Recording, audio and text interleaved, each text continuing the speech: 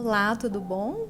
Hoje eu estou aqui na casa da Edileila Portes, que é essa artista incrível, trabalha com folclore, com cultura popular e eu vim mostrar um pouquinho do trabalho dela.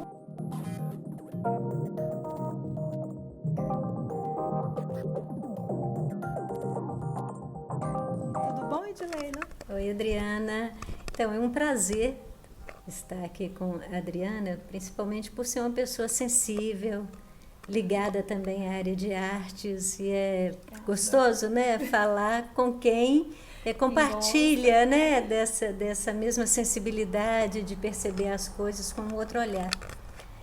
É, falar de mim é falar assim das múltiplas, eu acho, possibilidades assim de ver a vida através da arte. Eu estava até comentando aqui com a Adriana que eu nasci na Zona da Mata, criada num sítio de café, né? Então, assim, com uma cultura bem italiana, francesa, é, e era uma cultura completamente diferente, muito católica, né? De procissões, de ver aqueles santos em procissões. E de repente, quase aos 8 anos, eu vou morar na cidade da minha mãe, que é quase Bahia. Então, uma cultura eivada de a tribo Machacali e cultura baiana, que é muito africana. Então, assim, uma cultura completamente diferente, alimentação, costumes. Então, essas coisas foram me marcando, né? Então, na adolescência, eu vivi ali entre o Vale do Mucuri e o Vale de Jequitinhonha. E depois eu fui para Belo Horizonte. E lá uma cultura misturada, híbrida, né? Porque são muitas cidades do interior de Minas que vão para Belo Horizonte. E depois eu me vi aqui no Vale do Rio Doce, né? Uma outra cultura também. Então, assim, eu acho que isso perpassa a minha vida e, consequentemente, a minha obra, Adriana. Pois é, eu gosto muito desse trabalho que você, quando eu te conheci, a gente estava conversando sobre o trabalho Rasgos na Alma, que foi um desabafo, né, do desastre de Mariana, que atingiu o nosso Rio Doce. Sim. Eu achei aquele trabalho tão sensível, tão bacana e importante, e você tem andado com ele, né, até no Brasil. Sim. Quando aconteceu o desastre de Mariana, a gente trabalhava na universidade e eu fazia uma pesquisa com populações ribeirinhas. E a população ribeirinha que eu estava pesquisando era a sociedade nativa Atoran Krenak, os Krenak aqui de Resplendor, que fazem parte da formação primeira aqui do Vale do Rio Doce, de Governador Valadares, e a maioria de nós não conhece, né? Então eu fiquei muito sensibilizada e fiquei pensando se para nós a água naquele momento era um suporte de vida material, para eles era um suporte de vida espiritual, porque os Krenak eles são chamados Borum do Uatu. O Uatu é o Rio Doce. Então todos os rituais que eu presenciei, alguns, né, porque eu fiz um trabalho com eles por 12 anos de coleta, um trabalho etnográfico, né, antropológico, de estar com eles, de orientar alunos nativos que faziam faculdade. E aí a gente teve a oportunidade de orientar o Giovanni Krenak, o Tam, né, o filho caçula, do saudoso Iccioccio Valdemar Krenak. Então imagina, essas coisas todas permearam esse momento assim de acontecer o desastre, mas de saber que para eles ainda era muito mais forte do que para a gente. E aí naquele momento eu tomei a voz do rio. Eu não percebi, mas eu tomei a voz do rio e comecei a falar disso. Então assim, de 2 anos para cá a gente já fez mais de 50 lançamentos, assim, desde Estados Unidos, Argentina, São Paulo, Salvador, várias cidades de Minas, né? E com o E livro, com o livro e com obras de arte e com as também, obras, né? né? Porque o livro, na realidade, ele até recebeu o selo de altamente recomendável, né, da Fundação Nacional do Livro Infanto Juvenil, então ele pode ser hoje adotado nas escolas, né, para fazer um trabalho de meio ambiente, de arte e educação, porque o livro ele é considerado um objeto de arte, e esse livro foi considerado um objeto de arte.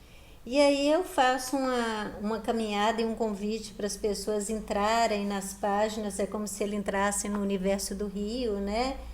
E o título Rasgos na Alma, é porque eu falo que não rasgou só o vale no sentido geográfico, espacial, físico, né? Rasgou a nossa alma também, porque até hoje a gente sente, né? Os impactos, né? E a consequência. E aí quando a gente fala que é um objeto de arte, porque, aqui eu coloco o sol de Governador Valadares, né, como testemunha desse desastre, é a Ibituruna aqui sendo atingida, e ele foi feito, concebido a partir de obras, né, de arte. E aqui a gente fez o projeto gráfico também, e eu fiz ele assim um pouco maior, como se ele transbordasse mesmo de dor, né, do rio. Então eu homenageio três símbolos muito fortes aqui em Valadares, que é o Rio Doce. Nas outras páginas aí eu até mudo a cor, a figueira, né?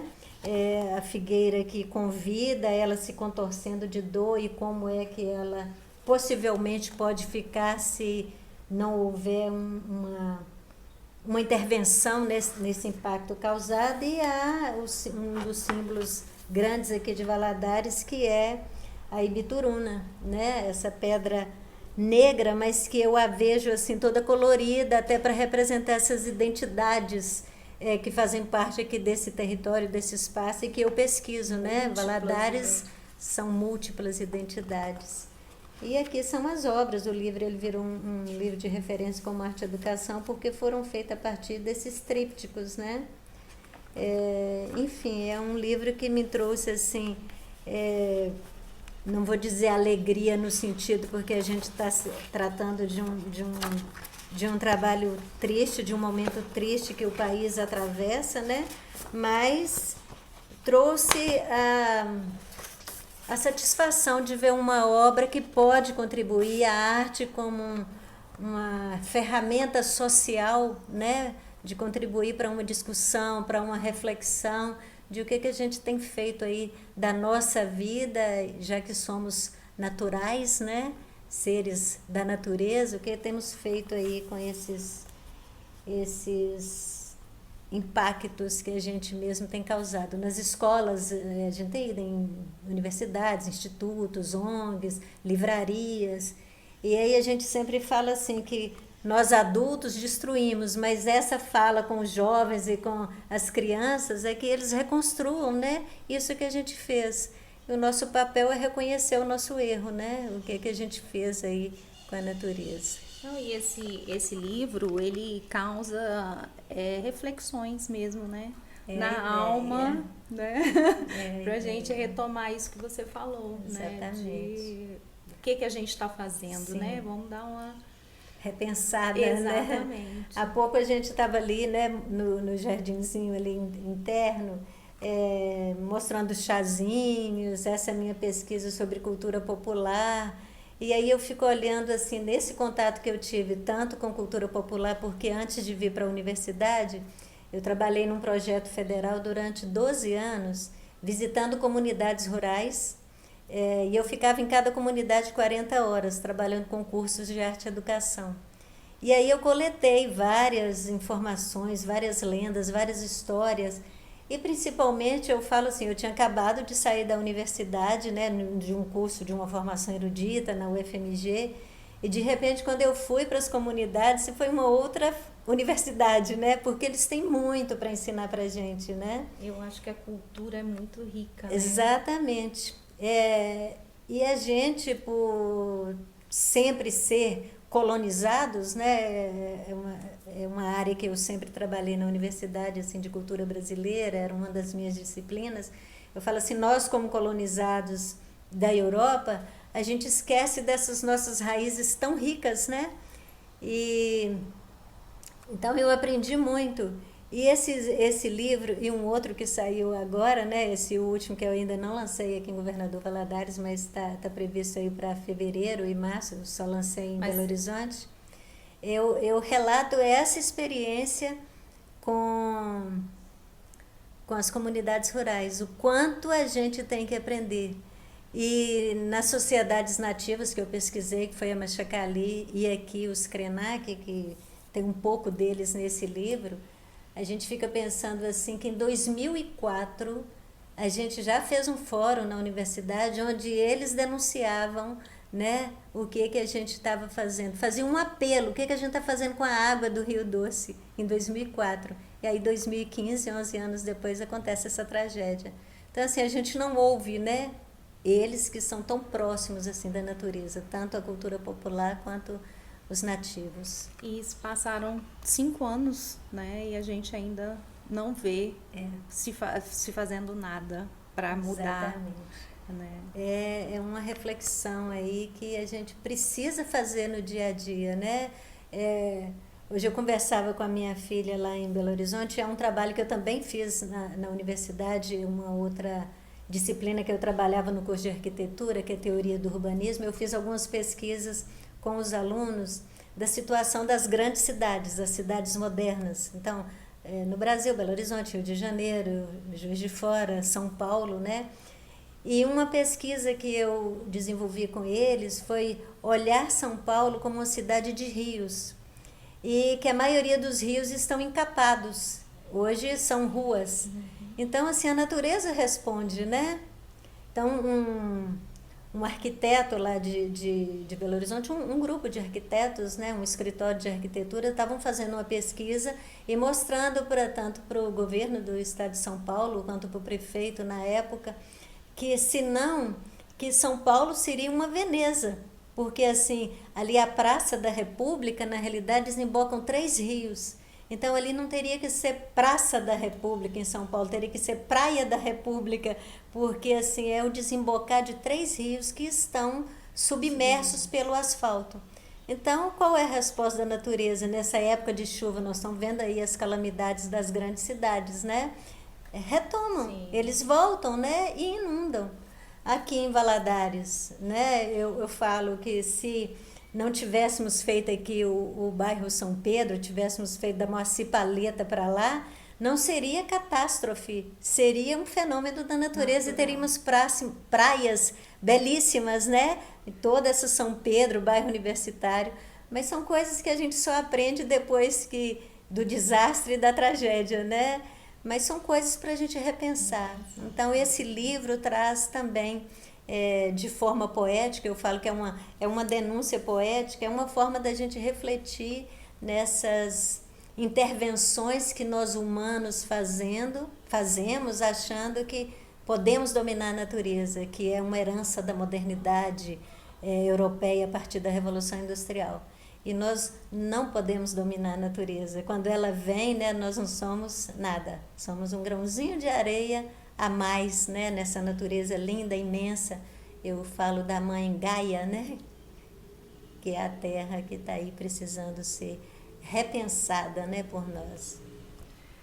Pois é, eu fico até emocionada de estar aqui com uma pessoa tão cheia de cultura para passar, para distribuir para a gente, que isso é tão importante, poder falar da arte, da cultura de um povo, de retomar, né, a nossa volta à terra, nossa origem. Né? E é muito bom estar aqui com você, poder mostrar e falar, né, do seu trabalho para a turma que me acompanha. Né? E eu te admiro muito, muito obrigada. Eu que agradeço, assim, né? Assim, é um prazer, assim. Eu falo que o cantinho da gente a gente só abre para pessoas especiais e que a gente confia, né? Porque tem essa reserva mesmo, assim, do espaço da gente, que cada cantinho, cada espacinho a gente vai colocando a energia da gente. Então, assim, dá para compartilhar com pessoas amigas e que a gente sente, apesar do pouco tempo, né? Mas a gente sente a energia, né? A sensibilidade, né? Para a gente poder falar da arte e da percepção da gente, principalmente, porque a arte retrata essa minha percepção da vida. Eu acho que os meus trabalhos, eu estava mostrando há pouco para a Adriana algumas fases, né? Já são várias fases, já são 30 anos, assim, depois de sair da universidade, faz agora 30 anos, que a gente vem, assim, são fases de percepções, né, que a gente tem da vida. Então, a arte, para mim, é essa minha forma de falar com o mundo de uma forma poética, através das cores, das formas, né? Esse meu olhar para a vida. E você continua trabalhando, escrevendo um projeto, né, envolvida com o folclore, com a cultura, com a arte. Sim.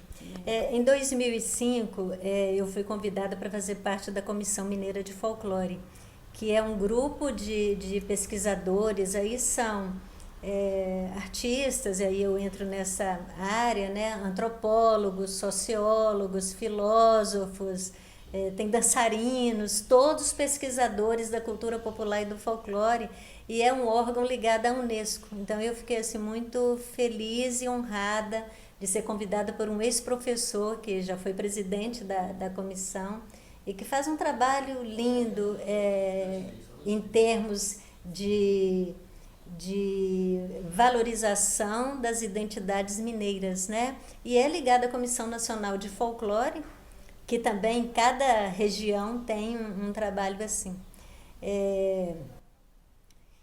Esse livro, esse segundo livro que eu falo, que ainda não foi lançado aqui em Governador Valadares, a capa é uma concepção minha, é uma pesquisa que eu aprendi com as comunidades, né, rurais, de culturas populares, como é que eles têm essa ligação com a natureza.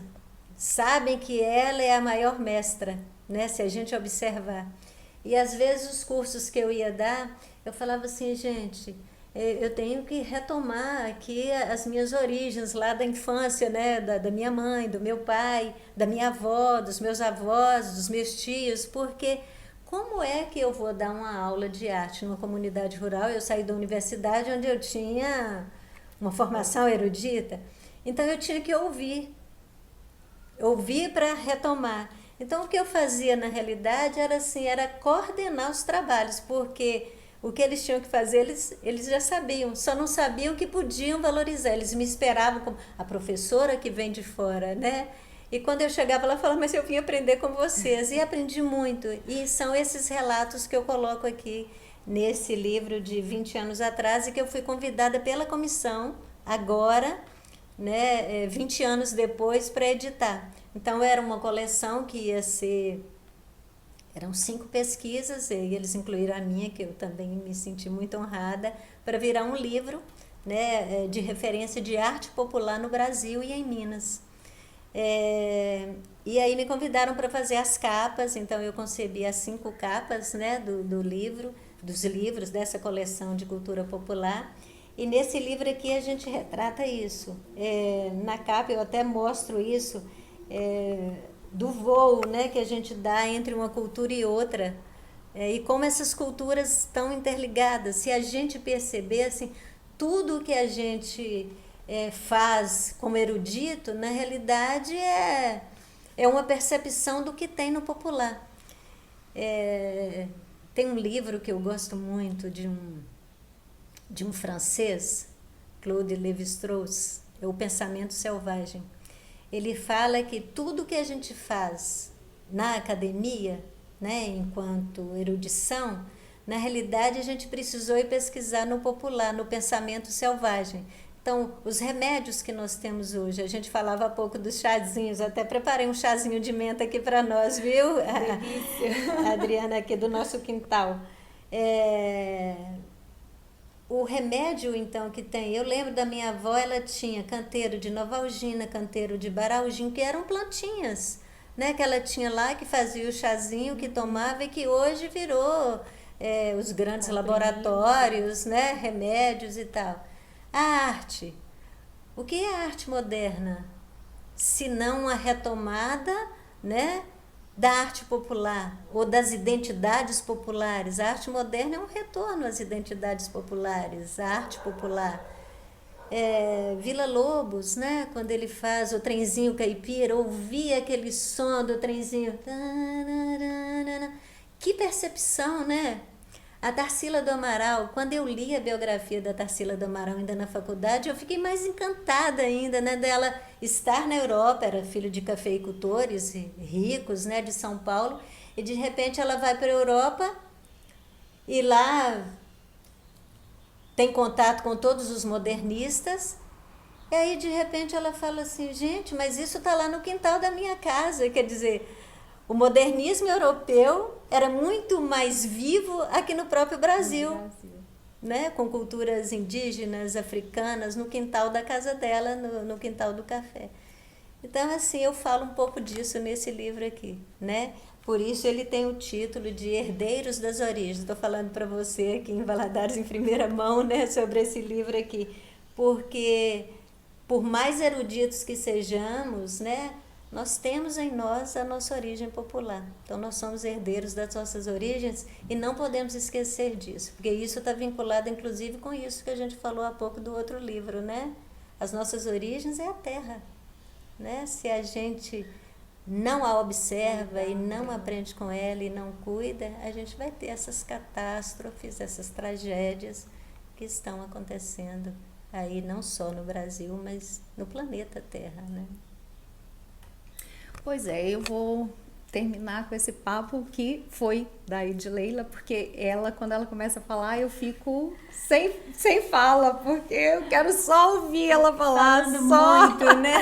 Não, mas é porque eu admiro muito a sua cultura, o quanto você domina, né, todo esse assunto, e é muito bom poder te ouvir.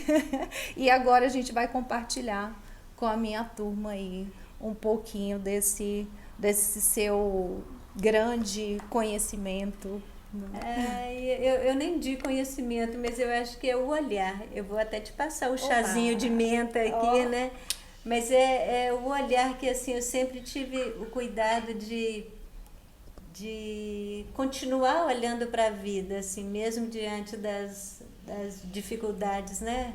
Continuar olhando as minhas origens. Eu acho que é isso que, então, não é o conhecimento erudito, mas é a percepção da vida, né? Eu penso que é isso. Obrigada, viu? Eu que te agradeço, viu? E sempre bem-vinda. Obrigada. Certo? Para tomar o nosso chá chazinho. Uma delícia, esse chá colhido no quintal. Colhido no quintal há pouco, assim, com as energias dessa chuvinha abençoada, né? Que está caindo aí para nós. Obrigada. Obrigada, viu?